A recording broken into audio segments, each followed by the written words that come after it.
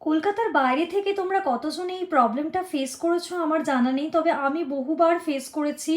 বারবার বাড়ি খোঁজার জন্য আমাকে যেতে হয়েছে।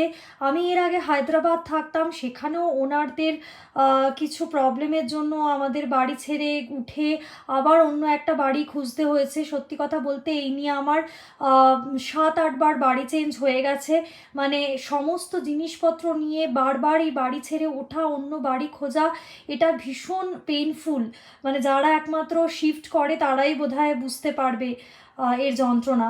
যাই হোক, এরকমই একটা দিন ছিল। আমরা গেছিলাম আবার, কেননা আমার হাজব্যান্ডের শিফটিংয়ের জব, তো ওকে আবার সিটির দিকে, ব্যাঙ্গালোরের সিটির দিকে ওকে ট্রান্সফার হতে হবে।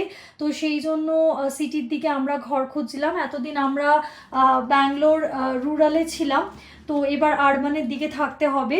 যাই হোক, আর যারা ব্যাঙ্গালোর থেকে আমাকে দেখছো, প্লিজ আমাকে আমাকে আমার চ্যানেলটা সাবস্ক্রাইব করো। আর আমাকে ইনস্টাগ্রামে bong.bangalore তোমরা ফলো করতে পারো। ব্যাঙ্গালোরে আমরা গেছিলাম একটা হিডেন জেম কোরমাংলা একটা রেস্টুরেন্টে। সেটা আমি খুব তাড়াতাড়ি তোমাদের সাথে শেয়ার করব আমার নেক্সট ব্যাঙ্গালোর রেস্টুরেন্ট রেকমেন্ডেশনে। ভিডিওগুলো ভালো লাগলে আমাকে প্লিজ একটু সাপোর্ট করো, আমার ভিডিওগুলোতে একটু লাইক করো এবং আমার চ্যানেলটাকে সাবস্ক্রাইব করে রেখো। Thank you for watching.